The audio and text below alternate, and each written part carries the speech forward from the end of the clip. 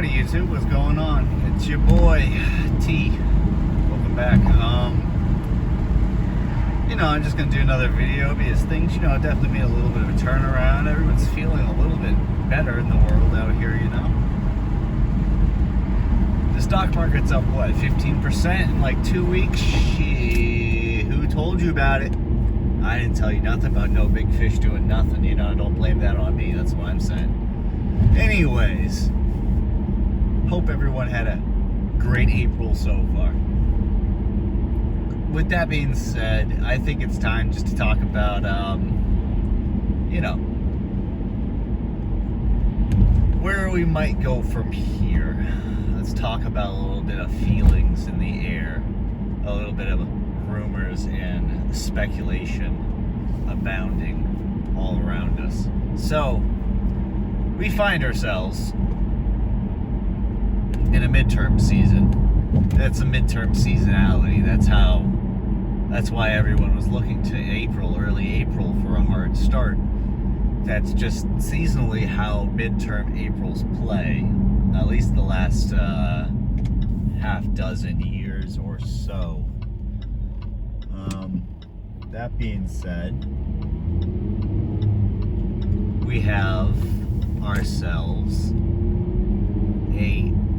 another seasonal change. Generally, in midterms, the April hard start is a jackknife that gets folded, if you know what I'm saying. And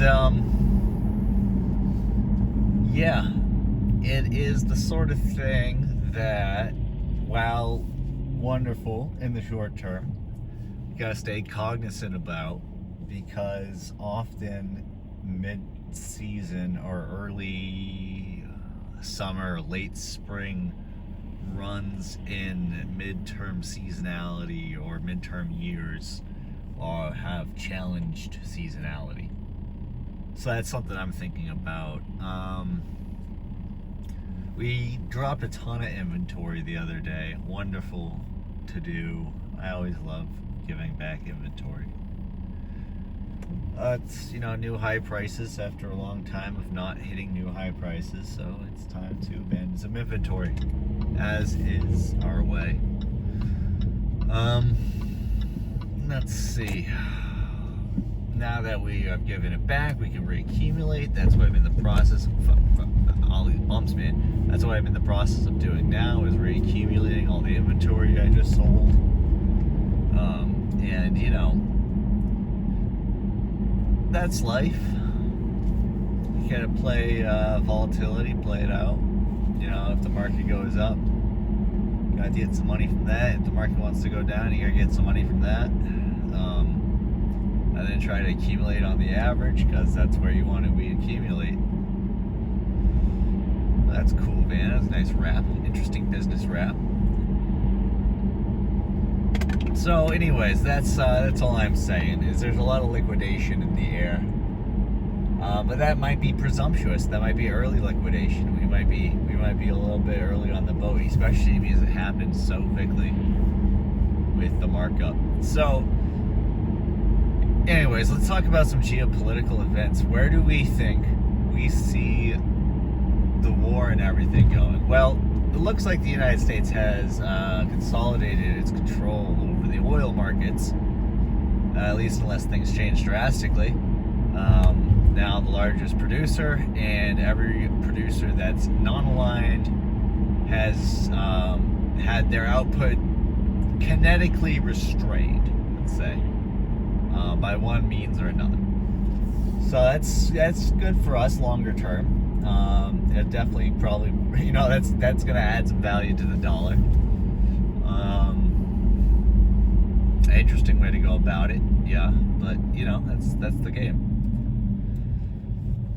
I think where we'll see in the Middle East is, God willing, things kind of calm down and wrap up, because what they're going to be worried about next is staging politically for the midterm.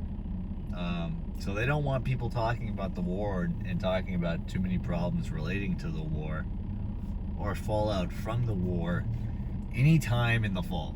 So that has to be all wrapped up by the summer, ideally before the summer. Now we're now getting into mid-April, so they're running out of time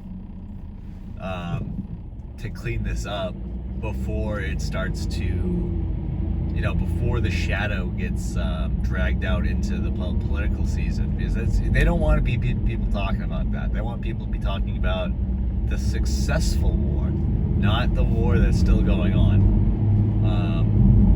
Because if the war is still going on, they're probably gonna, the incumbent party is probably gonna lose a lot of traction in the thingies, and they don't want that. So it's probably something that we'll see happen the same way that they do the same thing a lot. I mean, it's often you see on a midterm year, they're like, all right, if we're gonna do something drastic, we gotta do it like right away, and then we gotta wrap it up right away, because if there's any freaking problems going on by the middle, they're gonna lose a lot of ground, and everybody knows that. Both sides know that.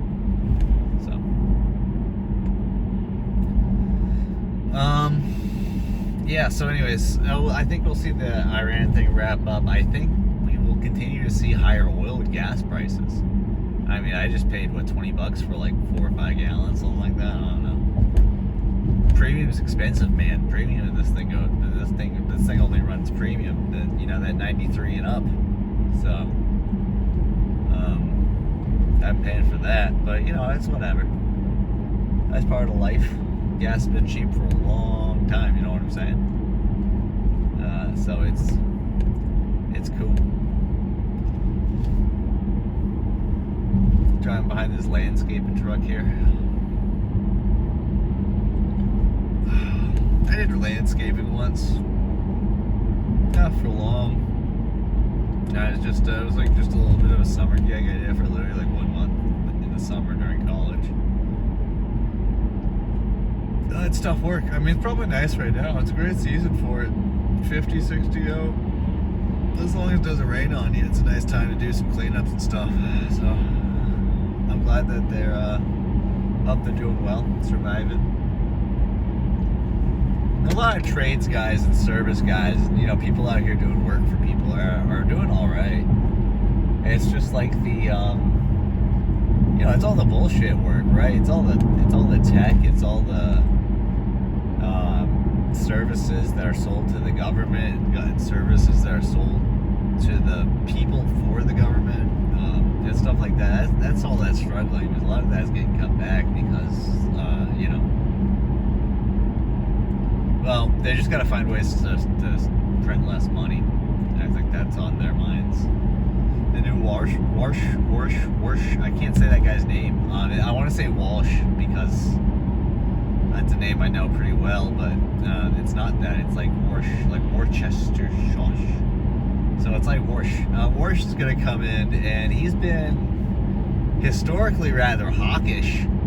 So we'll see if he can be hawkish and if he can cut down on the money printing. Because if we can get a nice double-decker dose of dopeness here with taking over the oil markets and basically monopolizing the profits from the oil markets,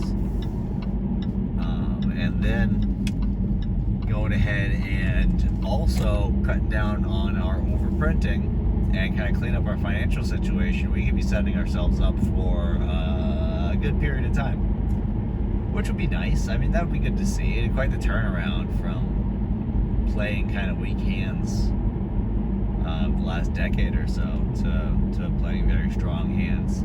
But you can't play strong hands forever, and people get pissed off when you play your hands strong. So, it is what it is, right? The way I look at it is Trump's doing a lot of things that most politicians wouldn't do because they're worried about not getting elected. I don't think that Trump cares about getting elected again. I think he knows his this is his last run. He's well aware of it. He talks a lot of shit. Like, he's gonna run again, but I don't think he will. And I honestly don't think he cares too much about the other people in the party besides him. I mean, he does now because they're helping him, but like, is he going to, like, he's not thinking that much about, you know, setting up, like, say, Vance or Rubio to run in the next one. He's like, you know, he probably doesn't care. That's the way he strikes me, anyway.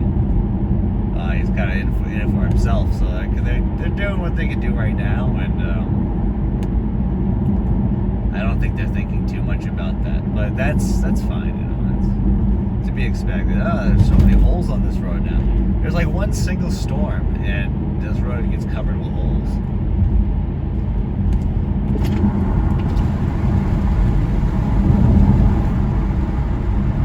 Yeah, I tried to go get some cigar tobacco from the gas station, but I don't know if they got raided or robbed or what the hell happened, but all their tobacco's gone. The ATF coming in there, you know what I'm saying? And yeah, that's what it is. Anyways, thanks for watching. I hope you guys enjoyed it. Check out the rest of the channel, subscribe, catch you on the flip side. Bye.